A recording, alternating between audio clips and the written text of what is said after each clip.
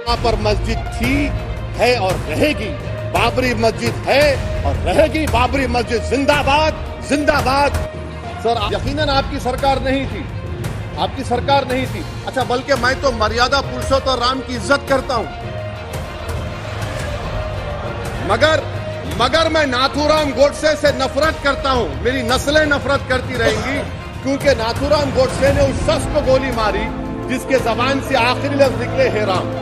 यकीनन आपकी सरकार नहीं थी, आपकी सरकार नहीं थी। अच्छा, बल्कि मैं तो मर्यादा पुरुषोत्तम राम की इज्जत करता हूं, मगर मैं नाथूराम गोडसे से नफरत करता हूं। मेरी नस्लें नफरत करती रहेंगी, क्योंकि नाथूराम गोडसे ने उस शख्स को गोली मारी जिसके जबान से आखिरी लफ्ज निकले हे राम। सर, छठी बात यह है कि 87 में मलियाना हशीमपुरा हुआ, 83 में नेल्ली हुआ, 44 में जम्मू में नस्ल कशी हुई, 2022 में हल्दीवानी में कत्ल हुआ। इतने धोखे सबसे बड़े किसको दिए गए? असदुद्दीन ओवैसी को दिए गए। मगर फिर भी मुझसे ही कहा जाता है कि वफादारी को तुम साबित करो अपनी ओवैसी। सर, आज भारत के 17 करोड़ मुसलमान अपने आप को अजनबी और एलियनेट महसूस कर रहे हैं। मैं बहुत बड़ी नाइंसाफी होती है। सर, ये कोई तारीखी नाइंसाफी को इंसाफ नहीं किया जा रहा है। स्पीकर बल्कि सर, अंग्रेजी में स्पीकर सर, केवल एक प्रश्न का जवाब ओवैसी साहब दे दें कि बाबर को वो आक्रमणकारी मानते हैं या नहीं मानते? पुष्पमित्रा संघा को आप क्या मानते हैं? बताओ, पुष्पमित्रा संघा को आप क्या मानते हैं? जम्मू के वो, कश्मीर के वो राजा को क्या मानते हैं जिसके पास एक फौज थी मंदिरों को तोड़ने के लिए? आप क्या मानते हैं? यही तो मैं कह रहा हूं कि निशिकांत दुबे 47 में आजादी मिली, असदुद्दीन ओवैसी से बाबर की बात पूछ रहे हैं। तुम गांधी की बात पूछते, तुम बोस की बात पूछते, तुम जलियांवाला बाग की बात पूछते, तुम काला पानी में जो मुसलमान शहीद हो गए उनकी बात पूछते, मगर बाबर की बात पूछी जाती है। तो सर, मैं आपको बता रहा था, खामखा डिस्टर्ब किए सर, मुझे मेरा वक्त ले लिए निशिकांत दुबे। सर, मैं आपसे कह रहा था, मोदी हुकूमत ये पैगाम दे रही है भारत के मुसलमानों को कि जान बचाना है या इंसाफ चाहते हो। मैं कह रहा हूं, मैं भीख नहीं मांगूंगा, मैं इस नंगी तासुब को कबूल नहीं करूंगा, मैं दूसरे दर्जे के शहरी के मौक़िफ़ को कबूल नहीं करूंगा, मैं अपनी शनाख्त को नहीं मिटने दूंगा।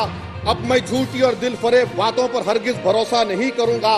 मैं वो काम नहीं करूंगा जो बीजेपी और नाम निहाद सेकुलर पार्टियां चाहती है। मैं वो काम करूंगा जो आपको पसंद नहीं है, संविधान के दायरे में रहकर।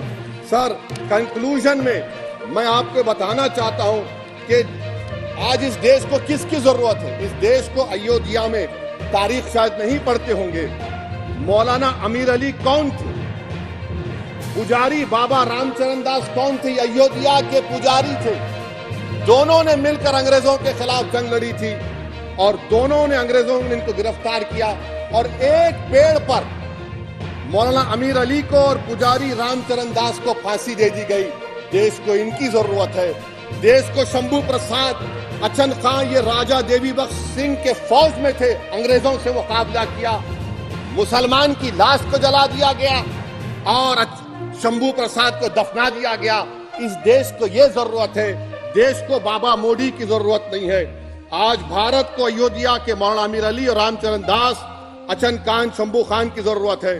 सर, मैं अभी सुन रहा था ये नाम निहाद सेकुलर पार्टियों के बयानात को।